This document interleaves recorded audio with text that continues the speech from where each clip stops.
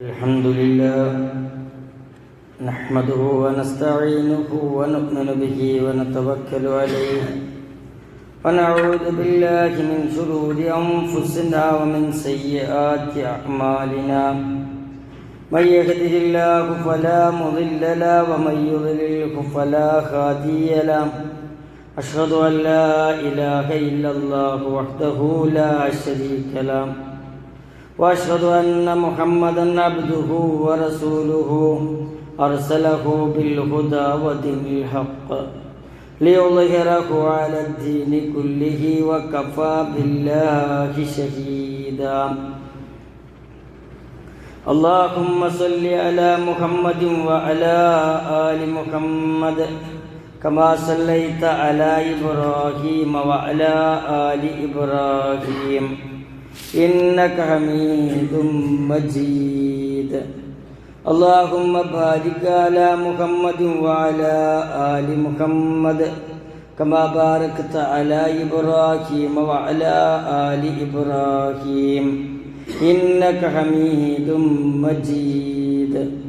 أما بعد فإن خير الكلام كلام الله وخير الهدي هدي محمد صلى الله عليه وسلم وشر الأمور محدثاتها وكل محدثة بدعة وكل بدعة ضلالة وكل ضلالة في النار. إن أريد إلا الإصلاح ما استطعت وما توفيقي إلا بالله عليه توكلت وإليه أنيب. رب اشرح لي صدري ويسر لي أمري واحلل عقدة من لساني يفقهوا قولي. يا أيها الإخوان والأخوات أوصيكم وإياي أولا بتقوى الله. أعوذ بالله من الشيطان الرجيم. بسم الله الرحمن الرحيم. يا أيها الذين آمنوا اتقوا الله حق تقاته ولا تموتن إلا وأنتم مسلمون. ഏറ്റവും സ്നേഹം നിറഞ്ഞ സത്യവിശ്വാസികളെ, സത്യവിശ്വാസിനികളെ, സഹോദരി സഹോദരന്മാർ, അല്ലാഹു റബ്ബുൽ ഇസ്സത്തിന്റെ വിധിവിലക്കുകൾക്കനുസരിച്ച് ജീവിതത്തെ ക്രമീകരിക്കണമേ എന്ന് ആദ്യമേ എന്നോടും തുടർന്ന് നിങ്ങളോടും ഉപദേശിക്കുകയാണ്, വസിയത്ത് ചെയ്യുകയാണ്.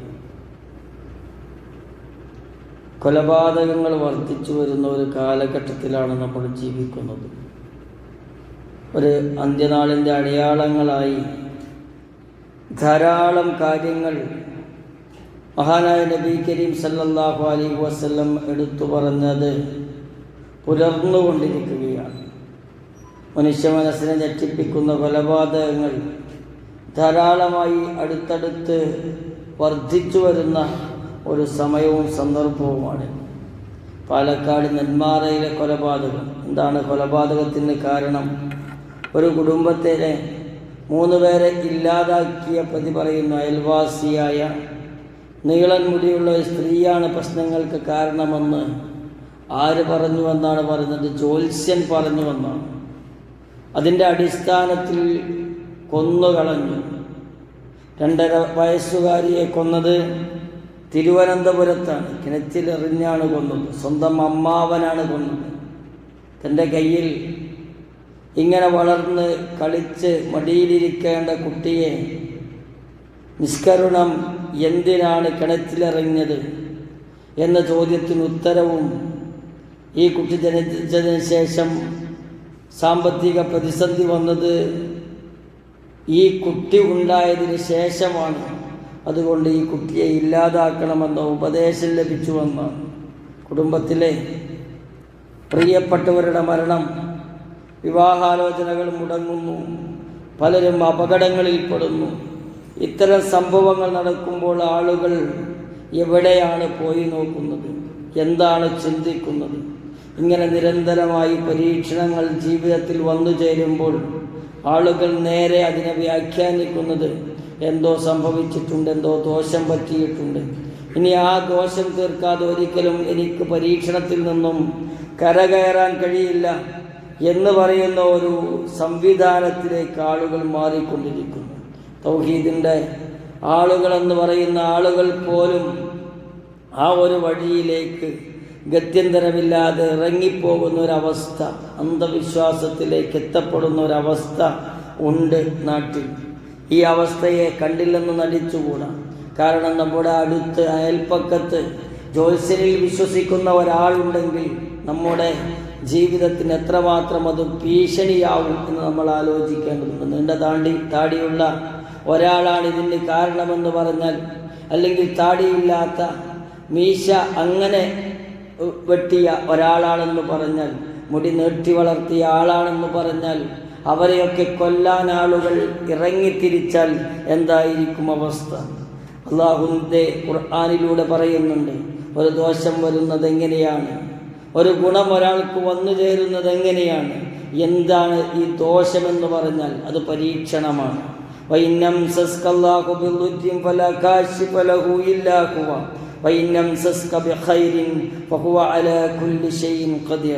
നബിയെ, നിനക്ക് അള്ളാഹു വല്ല ദോഷവും വരുത്തി വെക്കുകയാണെങ്കിൽ അതിനെ നീക്കം ചെയ്യുവാൻ അവനല്ലാതെ മറ്റാരുമില്ല. നിനക്ക് അവൻ വല്ല ഗുണവും വരുത്തുകയാണെങ്കിലോ അവൻ ഏതൊരു കാര്യത്തിനും കഴിവുള്ളവനത്രേ. ഒരു ഗുണം വരുന്നുണ്ടെങ്കിൽ അത് അള്ളാഹുവിൽ നിന്നാണെന്ന് വിശ്വസിക്കണം. ഒരു ദോഷം വന്നു ചേർന്നാൽ അള്ളാഹു തആല നമ്മളെ പരീക്ഷിക്കുകയാണെന്ന് നിരൂപിക്കണം, വിശ്വസിക്കണം. അതിനനുസരിച്ച് മുന്നോട്ട് പോകുന്നവനെ ഒരു മുവഹിദായി, മുസ്ലിഹായി ജീവിക്കാൻ സാധിക്കുകയുള്ളൂ. വഹുവൽ ഖാഹിറു ഫൗക ഇബാദിഹി, അവൻ തൻ്റെ ദാസന്മാരുടെ മേൽ പരമാധികാരമുള്ളവനാണ്. അല്ലാഹു തആലക്ക് മാത്രമാണ് പരമാധികാരമുള്ളത്. നമുക്കെന്തെങ്കിലും മുടക്കം വന്നാൽ അത് നേടിത്തരാൻ ഏതെങ്കിലും ജ്യോത്സ്യന്മാർക്കോ സിദ്ധന്മാർക്കോ ഔലിയമാർക്കോ സാധിക്കുമോ? ഇല്ലെന്ന് ഖുർആൻ ഖണ്ഡിതമായി പറയുന്നുണ്ട്. വേദം വിശ്വസിച്ചവന് സമാധാനമുണ്ടാകും, ശാന്തിയുണ്ടാകും. വേദം വിശ്വസിക്കാതെ ആളുകൾ പറയുന്നിടത്ത് നിൽക്കുന്നവൻ്റെ സമാധാനവും ശാന്തിയും നഷ്ടപ്പെട്ടു പോകും.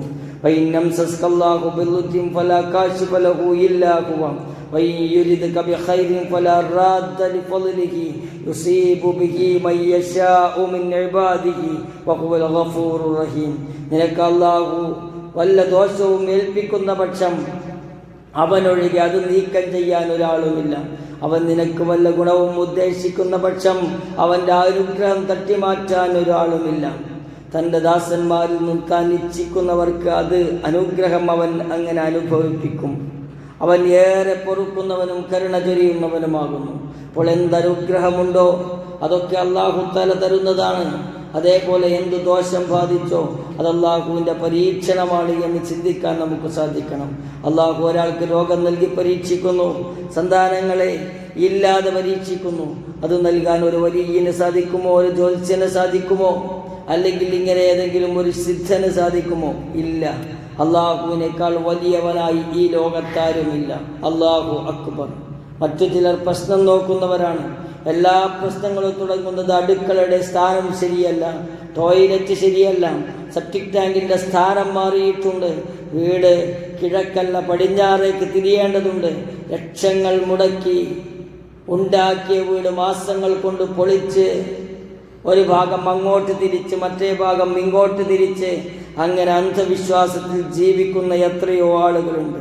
കടം മേടിച്ചുണ്ടാക്കിയ വീടാണെങ്കിലും വീണ്ടും വീണ്ടും കടം മേടിച്ച് ജ്യോത്സ്യൻ പറയുന്നത് പോലെ, വലിയ പറയുന്നത് പോലെ, തങ്ങൾ പറയുന്നത് പോലെ, സിദ്ധൻ പറയുന്നത് പോലെ ഇങ്ങനെ മാറ്റി മാറ്റി മുന്നോട്ട് പോകുന്ന ആളുകളുണ്ട്. ആരാണ് ഇവർക്കിങ്ങനെ പറയാൻ അധികാരം കൊടുത്തത്? അടുക്കള ശരിയല്ലെന്ന് പറയാൻ അധികാരം ആര് കൊടുത്തു? ടോയ്ലറ്റ് ഈ ഭാഗത്തല്ല വേണ്ടതെന്ന് പറയാൻ അധികാരം ആർക്ക് കൊടുത്തു? അതാണ് ദോഷമെന്ന് പറയാൻ, നിരൂപിക്കാൻ ഇവർക്ക് വഹീ ലഭിക്കുന്നുണ്ടോ?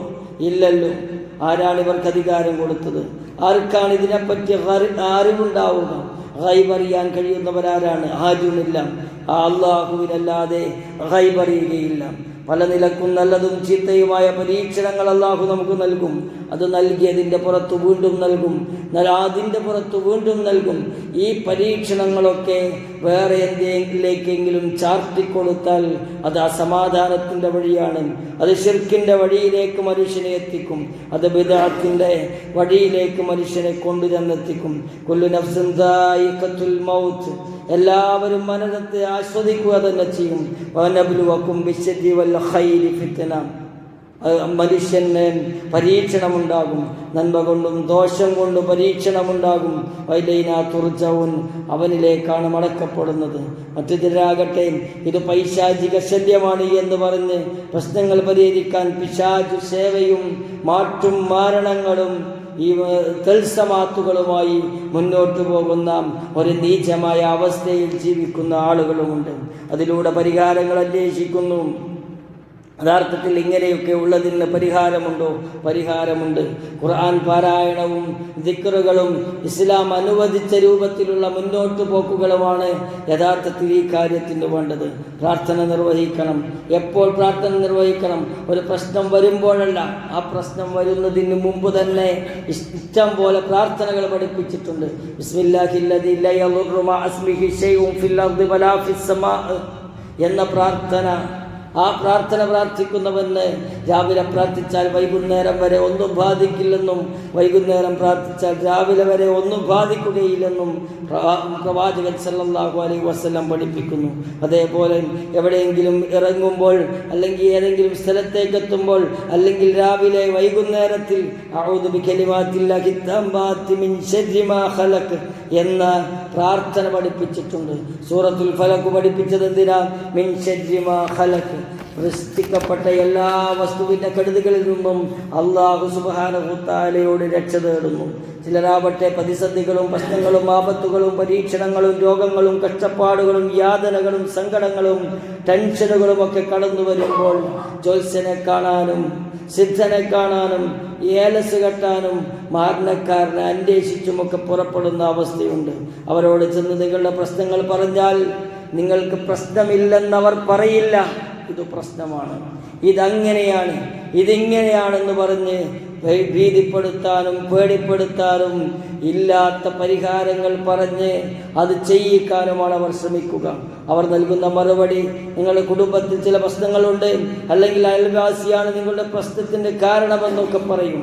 പ്രശ്നങ്ങളിൽ നിന്നും മോചനം ആഗ്രഹിക്കുന്നുവെങ്കിൽ എത്ര രൂപ ഞങ്ങൾക്ക് ഫീസ് തരണമെന്ന് അവർ പറയും. എന്തിനാണ് ചെലവ്? എന്തിനാണ് ചെലവ്? ഇതൊക്കെ യഥാർത്ഥത്തിൽ തട്ടിപ്പുകൾ തന്നെയാണ്. ചില തകിടുകൾ കുഴിച്ചിടുകയും ഏലസുകൾ കയ്യിൽ കെട്ടുകയും വേണമെന്നൊക്കെ ഉപദേശിക്കും. ശിർക്കാണത്, പച്ച ശിർക്കാണത്. ആ ശിർക്കിലേക്കും കുഫറിലേക്കും ആളുകളെ കൊണ്ടെത്തിക്കുകയാണ് ഇങ്ങനെയുള്ള സിദ്ധന്മാരൊക്കെ ചെയ്യുന്നത്. വീട് മാറണം, ഇന്ന ഭാഗം പൊളിക്കണമെന്നെല്ലാം അവർ പറയും. വിശ്വാസികളെ ബിസ്മില്ലാഹി തവക്കൽതു അലല്ലാഹ് എന്ന് പറഞ്ഞാൽ അവന് രക്ഷപ്പെടാം. അല്ലാഹുമ്മ ലാ മാനിഅ ലിമാ അഅതൈത വലാ മുഅ്തിയ ലിമാ മനഅത വലാ യൻഫഉ ദൽ ജദ്ദു മിൻകൽ ജദ്ദ് എന്ന പ്രാർത്ഥന എല്ലാ നമസ്കാരത്തിനു ശേഷവും ചെല്ലാൻ പ്രവാചകൻ സല്ലല്ലാഹു അലൈഹി വസല്ലം കൽപ്പിച്ചു. അല്ലാഹു തആല തരുന്നത് തടുക്കാനോ അല്ലാഹു തആല നൽകാത്തത് നൽകാനോ ആർക്കും സാധ്യമല്ല. അവൻ തന്നെയാണ്. അവൻ്റെ മേലെ ആരുമില്ല, വേറെ ആരും ഉപകാരപ്പെടുകയില്ല എന്നൊക്കെ ആശയം വരുന്ന, അർത്ഥം വരുന്ന പ്രാർത്ഥന നമ്മളോട് നിരന്തരമായി പ്രാർത്ഥിക്കാൻ പറയുന്നുണ്ട്. ഈ പ്രഖ്യാപനം അത് ജ്യോത്സ്യൻ്റെ അടുത്തേക്ക് പോകാനുള്ള ഉപദേശമല്ല, അങ്ങനെ സിദ്ധൻ്റെ അടുത്തേക്ക് പോകാനുള്ള ഉപദേശമല്ല, മറിച്ച് അള്ളാഹുവിലേക്ക് മാത്രം തവക്കുൽ ചെയ്ത് മുന്നോട്ട് പോകാൻ നമുക്ക് സാധിക്കണം. അള്ളാഹുവിൽ ശരിയായ തവക്കുലാണ് യഥാർത്ഥത്തിൽ പരിഹാരമുള്ളത്. എല്ലാം പരിഹരിക്കേണ്ടവൻ ഒരുവൻ മാത്രമാണ്. അല്ലാഹു റബ്ബുൽ ഇസ്സത്തല്ലാതെ നമ്മുടെ ജീവിതത്തിലെ ഒന്നിനെയും പരിഹരിച്ചു തരാൻ ഒരാൾക്കും സാധിക്കുകയില്ലെന്ന വിശ്വാസമാണ് ലാ ഇലാഹ ഇല്ലല്ലാഹ് എന്ന വാക്കുകൊണ്ട് വിവക്ഷിക്കപ്പെടുന്നത്. തവക്കൽ അലൽ ഹയ്യില്ലദീ ലാ യമൂത് വസബ്ബിഹ് ബിഹംദിഹി വകഫാ ബിഹി ബിദുനൂബി ഇബാദിഹി ഖബീറ. ഒരിക്കലും മരിക്കാത്ത, ജീവിച്ചിരിക്കുന്നവരെ ഫലമേൽപ്പിക്കുക. ഒരിക്കലും മരിക്കാത്ത, ജീവിച്ചിരിക്കുന്നവനെ ഭരമേൽപ്പിക്കുക, അവനെ സ്തുതിക്കുന്നതോടൊപ്പം അവൻ്റെ പരിശുദ്ധിയെ പ്രകീർത്തിക്കുകയും ചെയ്യുക. തൻ്റെ ദാസന്മാരുടെ പാപങ്ങളെപ്പറ്റി സൂക്ഷ്മജ്ഞാനമായിട്ടുള്ളവൻ അവൻ തന്നെ മതി എന്ന് ഖുർആനിലൂടെ പറയുകയാണ്, സൂറത്തുൽ ഫുർഖാനിലൂടെ പറയുകയാണ്. യർസുഖുഹു മിൻ ഹൈതു ലാ യഹ്തസിബു വമൻ യതവക്കൽ അലല്ലാഹി ഫഹുവ ഹസ്ബുഹു ഇന്നല്ലാഹ ബാലിഗു അംരിഹി ഖദ് ജഅലല്ലാഹു ലികുല്ലി ഷൈഇൻ ഖദറ. അവൻ ആ കണക്കാക്കാത്ത വിധത്തിൽ അവൻ ഉപജീവനം നൽകുകയും ചെയ്യുന്നതാണ്. വല്ലവനും അല്ലാഹുവിൽ ഭരമേൽപ്പിക്കുന്ന പക്ഷം അവന് അല്ലാഹു മതി. വമൻ യതവക്കൽ അലല്ലാഹ്, അല്ലാഹുവിൽ ഭരമേൽപ്പിക്കുന്നവന് ഫഹുവ ഹസ്ബുഹു, അവൻ മതി. ഇന്നല്ലാഹ ബാലിഗു അംരിഹി, ഏത് കാര്യത്തെയും പ്രാപിക്കുന്നവനാണ് അല്ലാഹു. അല്ലാഹു ഉദ്ദേശിച്ചത് മാത്രമേ ഇവിടെ നടക്കുകയുള്ളൂ. ഖദ് ജഅലല്ലാഹു ലികുല്ലി ഷൈഇൻ ഖദറ, അല്ലാഹു ഓരോ കാര്യത്തിനും ക്രമമേർപ്പെടുത്തിയിട്ടുണ്ട്. എന്താണ് ജ്യോതിഷമെന്ന് നമ്മൾ മനസ്സിലാക്കണം. ഗ്രഹങ്ങളുടെ ഭ്രമണവും സ്ഥാനവും ഗണിച്ചു നോക്കി ഭൂമിയിലെ സംഭവങ്ങൾ വിലയിരുത്തുന്നതിനെയാണ് ജ്യോതിഷം എന്നതുകൊണ്ട് വിവക്ഷിക്കുന്നത്. ഗ്രഹങ്ങൾക്ക് മനുഷ്യന്റെ ഭാവി ഭൂതവർത്തമാനങ്ങളുമായി ഒരു ബന്ധവുമില്ല.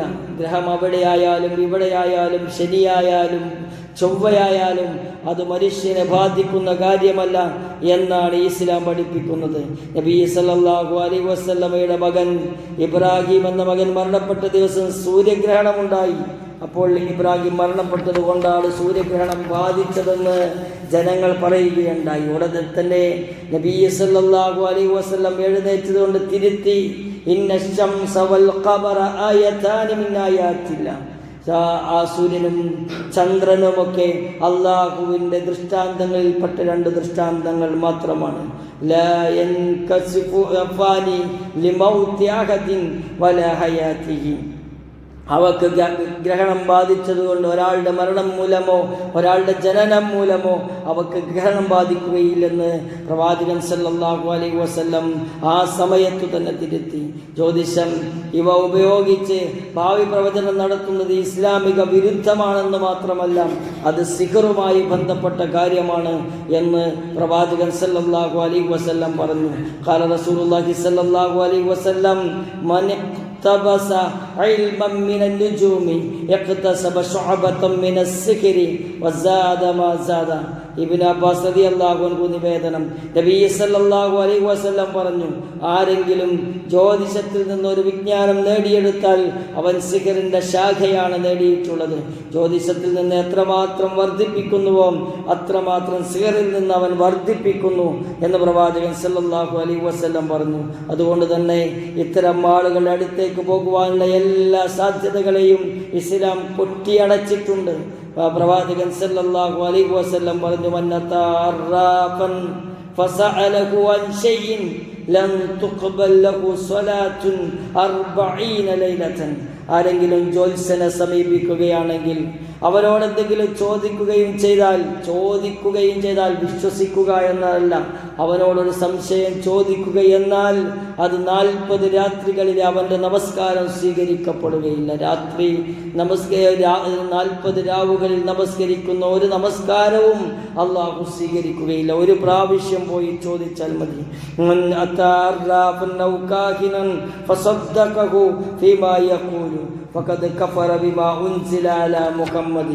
അബൂ ഹുറൈറ റളിയല്ലാഹു അൻഹുവിൽ നിന്ന് നിവേദനം, നബി സല്ലല്ലാഹു അലൈഹി വസല്ലം പറഞ്ഞു, ആരെങ്കിലും ജ്യോതിഷിയെയോ കണക്ക് നോക്കുന്നവനെയോ സമീപിക്കുകയും അവൻ പറയുന്നത് സത്യപ്പെടുത്തുകയും ചെയ്താൽ മുഹമ്മദ് നബി സല്ലല്ലാഹു അലൈഹി വസല്ലമയുടെ മേൽ അവതരിപ്പിക്കപ്പെട്ടതിൽ അവൻ അവിശ്വസിച്ചിരിക്കുന്നു, ഖുർആനിൽ അവിശ്വസിച്ചിരിക്കുന്നു, പ്രവാചകൻ സല്ലല്ലാഹു അലൈഹി വസല്ലമക്ക് വന്ന വഹയിൽ അവിശ്വസിച്ചിരിക്കുന്നു.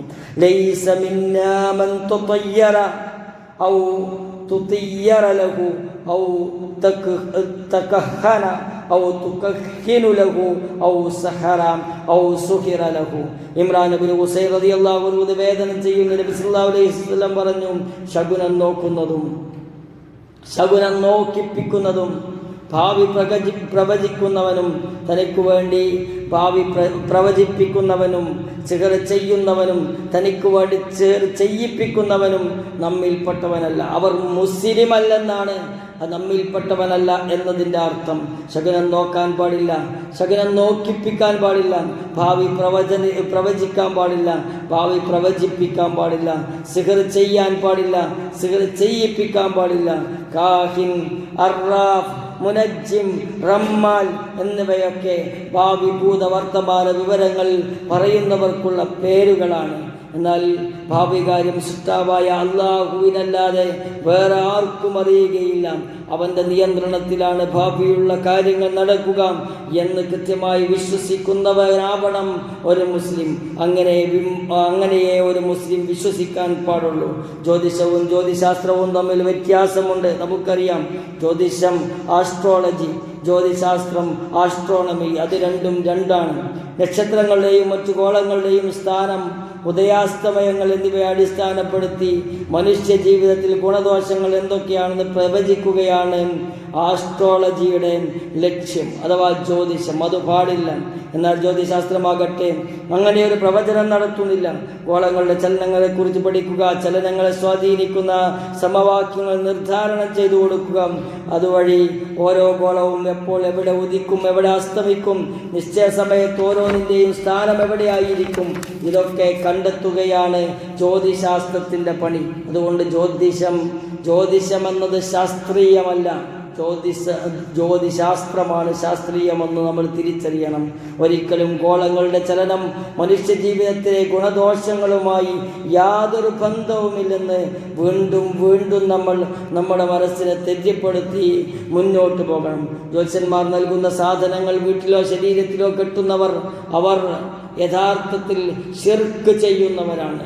എവിടെയെങ്കിലും കുഴിച്ചിടുകയോ കയ്യിൽ കെട്ടുകയോ അല്ലെങ്കിൽ ആരുടെയെങ്കിലും തലയിണയുടെ അടിയിൽ കൊണ്ടുപോയി വെക്കുകയോ ചെയ്യുന്നവർ അവർ ശിർക്ക് ചെയ്യുന്നതാണ്. മൻ അല്ലക തമീമതൻ ഫഖദ് അശ്റക, ആരെങ്കിലും തമീമത്ത് കെട്ടിയാൽ, ഏലസ് കെട്ടിയാൽ അവൻ ശിർക്ക് ചെയ്തവനായി. അത് നമ്മൾ കൃത്യമായി മനസ്സിലാക്കണം. മൻ അല്ലക തമീമതൻ ഫലാ അതമല്ലാഹു ലഹു, ഒരാൾ തമീമത്ത് കെട്ടിയാൽ അവൻ്റെ പ്രശ്നം അല്ലാഹു തആല തീർത്തു കൊടുക്കുകയില്ല. അവനെ പ്രാർത്ഥിച്ചാൽ അവൻ്റെ പ്രാർത്ഥന അല്ലാഹു സ്വീകരിക്കുകയില്ല. അവനിൽ നിന്നും ഒരു കാര്യത്തെയും ദോഷത്തെയും അല്ലാഹു മാറ്റിക്കൊടുക്കുകയുമില്ല. ഇങ്ങനെ നമ്മൾ എന്നാൽ സിഹർ ബാധിച്ചാൽ എന്തു ചെയ്യണം?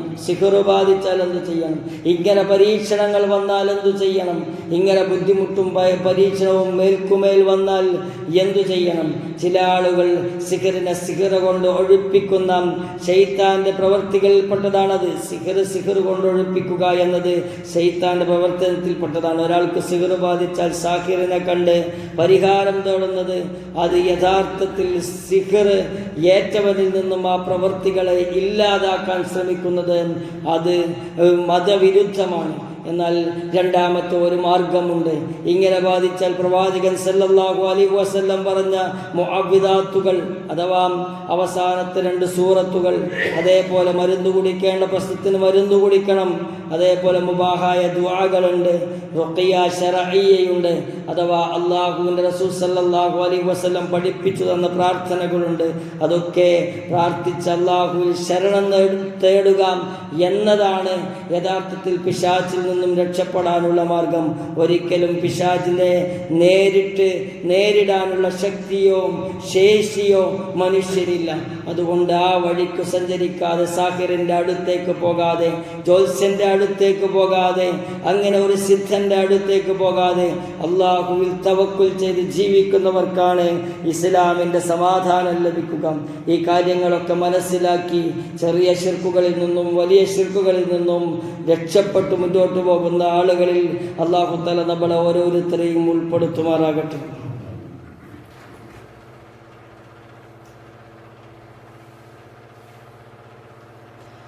ബിസ്മില്ലാഹി അൽഹംദുലില്ലാഹി വസ്സലാത്തു വസ്സലാമു അലാ റസൂലിൽ അമീൻ വഅലാ ആലിഹി വസഹ്ബിഹി അജ്മഈൻ അമ്മാ ബഅദ്. ഒരിക്കൽ കൂടി റബ്ബിനെ സൂക്ഷിച്ചു ജീവിക്കണമേ എന്ന് എന്നോടും തുടർന്ന് നിങ്ങളോട് ഉപദേശിക്കുകയാണ്, വസിയ്യത്ത് ചെയ്യുകയാണ്. മനുഷ്യൻ വെളിവില്ലാതാകുന്ന 3 സന്ദർഭങ്ങളുണ്ട്. ഒന്ന്, മദ്യപാനം. മദ്യം കഴിച്ചാൽ എന്തു ചെയ്യണമെന്ന്, അല്ലെങ്കിൽ എന്താണോ ബുദ്ധി ഉപദേശിക്കുന്നത് അത് ചെയ്യുന്നൊരവസ്ഥ മനുഷ്യനുണ്ട്. അതാണ് ഇന്നത്തെ പത്രത്തിലൂടെയും മാധ്യമത്തിലൂടെയും നമ്മൾ കണ്ടത്. ലഹരിയുടെ ഭാഗമായിട്ടാണ് അങ്ങനെയൊക്കെ ഒരു മനുഷ്യന് ചെയ്യാൻ കഴിയുക. രണ്ടാമത്തെ ലഹരി വ്യഭിചാരമാണ്. വ്യഭിചാരത്തിന് വേണ്ടി മനുഷ്യൻ എന്തും ചെയ്യും. അത് വേണ്ട രൂപത്തിൽ കിട്ടിയിട്ടില്ലെങ്കിൽ മറുചേരിയുള്ളതാരായാലും അവരെ കൊല്ലുക എന്നതിലേക്ക് എത്തും, കൊലപാതകത്തിലേക്ക് എത്തും. മൂന്നാമത്തേത് അന്ധവിശ്വാസങ്ങളാണ്. അന്ധവിശ്വാസങ്ങൾ മനുഷ്യനെ കുരുതിക്ക് കൊടുക്കുന്ന കാര്യമാണെന്ന് നമ്മൾ ഒന്നാമത്തെ ഖുതുബയിൽ സൂചിപ്പിച്ചു. ഈ 3 കാര്യത്തിലേക്കും ആര് പ്രവേശിച്ചാലും അവനത് അധികരിക്കപ്പെടുകയും ആ രോഗം വർദ്ധിച്ചു വന്ന് അവൻ്റെ നാശത്തിന് കാരണമാവുകയും ചെയ്യും എന്നത് കൃത്യമായി നമ്മൾ മനസ്സിലാക്കണം. നമ്മൾ നാട്ടിലിറങ്ങി ഈ കാര്യങ്ങളെക്കുറിച്ച് ബോധവൽക്കരണം നടത്തേണ്ടുന്ന സമയം അതിക്രമിച്ചിട്ടുണ്ട്. ആ കാര്യങ്ങളൊക്കെ ആളുകൾക്ക് കൃത്യമായി പറഞ്ഞു കൊടുക്കാൻ നമുക്ക് സാധിക്കണം. ഇങ്ങനെ കൂട്ടത്തിൽ ജീവിക്കുമ്പോൾ ചില ആളുകളൊക്കെ ഇന്നിടത്ത് പോയി നോക്കിയാലോ, ഇന്നിടത്ത് പറഞ്ഞു നോക്കിയാലോ എന്നൊക്കെ അഭിപ്രായം പറയുമ്പോൾ അത് ചെയ്യല്ല. അത് ഇസ്ലാമിനെതിരാണ്, അത് അള്ളാഹുവിന് ഇഷ്ടമില്ല, അത് റസൂൽ സല്ലല്ലാഹു അലൈഹി വസല്ലം വിരോധിച്ചതാണ് എന്ന് ധൈര്യസമേതം പറയാൻ നമുക്ക് ഓരോരുത്തർക്കും ആർജവം വേണം. അള്ളാഹുവിനെ മാത്രം തവക്കുൽ ചെയ്ത്, അള്ളാഹുവിൽ മാത്രം ഫലമേൽപ്പിച്ച്, അള്ളാഹുവിനോട് ദുആ ചെയ്ത് ഖുർആൻ പാരായണവും ദിക്റുകളുമൊക്കെ ജീവിതത്തിൽ വർദ്ധിപ്പിക്കണം. ശഅബാൻ മാസത്തിലൂടെയാണ് നമ്മൾ കടന്നു പോകുന്നത്. പ്രവാചകൻ സല്ലല്ലാഹു അലൈഹി വസല്ലം ധാരാളമായി നോമ്പ് നോറ്റിരുന്ന ഒരു കാലമാണിത്. അടുത്ത ഒരു റമദാൻ ഒന്ന് വരുമ്പോഴേക്ക് നമ്മൾ തഖ്വയെ ധാരാളമായി ശേഖരിക്കണം. നമ്മൾ റമദാനിൽ നിർത്താൻ ഉദ്ദേശിക്കുന്ന തിന്മകൾ ഈ സമയത്ത് തന്നെ നിർത്തിത്തുടങ്ങണം. എന്നാലേ റമദാനിൽ ആവേശത്തോടുകൂടി തഖ്വയോടുകൂടി മുന്നോട്ട് പോകാൻ സാധിക്കുകയുള്ളൂ. ഈ റമദാനിൻ്റെ കാര്യത്തിൽ നമ്മൾ ജീവിതത്തിലെ മുഴുവൻ തിന്മകളും മാറ്റിവെച്ച് മുഴുവൻ നന്മകളും ശേഖരിക്കാനുള്ള അങ്ങേയറ്റത്തൊരു ആസൂത്രണം ഇനി കുറച്ച് ദിവസങ്ങളുണ്ട്. ആ ദിവസങ്ങളിൽ നമ്മൾ എടുക്കണം എന്നാണ് സൂചിപ്പിക്കാനുള്ളത്. അങ്ങനെ ഈമാനോടുകൂടി ഇഖ്ലാസോടുകൂടി ആ റമദാനിനെ വരവേറ്റ് ആ റമദാൻ കൊണ്ട് വിജയിക്കുന്ന സത്യവിശ്വാസികളിൽ അല്ലാഹു തആല നമ്മളെ ഓരോരുത്തരെയും ഉൾപ്പെടുത്തുമാറാകട്ടെ. നമുക്ക് ഏറ്റവും പ്രിയപ്പെട്ട ഒരു സഹോദരി, അവർ ഇന്ന് മരിച്ച് ഖബറിലാണ്. അവർക്ക് വേണ്ടി പ്രാർത്ഥിക്കാൻ പ്രത്യേകം വസിയത്തിനെ അതിൻ്റെ കുടുംബക്കാർ നമ്മളോട് സൂചിപ്പിച്ചിരുന്നു. അവരുടെ ഖബർ അല്ലാഹു തആല വിശാലമാക്കി കൊടുക്കുമാറാകട്ടെ. അവരെയും നമ്മളെയും നാളെ ജന്നാത്തുൽ ഫിർദൗസിൽ ഒരുമിച്ച് കൂട്ടുമാറാകട്ടെ. നമ്മുടെ മാതാപിതാക്കൾക്ക് അല്ലാഹു തആല പുറത്തു കൊടുക്കുമാറാകട്ടെ. അവർക്കും നമ്മൾക്കും അല്ലാഹു തആല ജന്നാത്തുൽ ഫിർദൗസിൽ നൽകി അനുഗ്രഹിക്കുമാറാകട്ടെ. രോഗം കൊണ്ട് കഷ്ടപ്പെടുന്ന ആളുകൾക്ക് അല്ലാഹു തആല അർഹമായ പ്രതിഫലവും ശിഫാവും ആജിലും പ്രദാനം ചെയ്യുമാറാകട്ടെ. കടം കൊണ്ട് കഷ്ടപ്പെടുന്ന ആളുകൾക്ക് ഹലാലായ മാർഗത്തിലൂടെ കടം വീട്ടാനുള്ള നല്ല തൗഫീഖിനെ അല്ലാഹു തആല പ്രദാനം ചെയ്യുമാറാകട്ടെ. റബ്ബനാ തഖബ്ബൽ മിന്നാ ഇന്നക അൻതസ് സമീഉൽ അലീം വതുബ് അലൈനാ ഇന്നക അൻതത് തവ്വാബുർ റഹീം വഗ്ഫിർ ലനാ യാ ഗാഫിറൽ മുദ്നിബീൻ. റബ്ബനാ അതിനാ ഫിദ്ദുനിയ ഹസന വഫിൽ ആഖിറതി ഹസനത വഖിനാ അദാബന്നാർ. വൽഹംദുലില്ലാഹി റബ്ബിൽ ആലമീൻ. അല്ലാഹുമ്മ സ്വല്ലി അലാ മുഹമ്മദ്.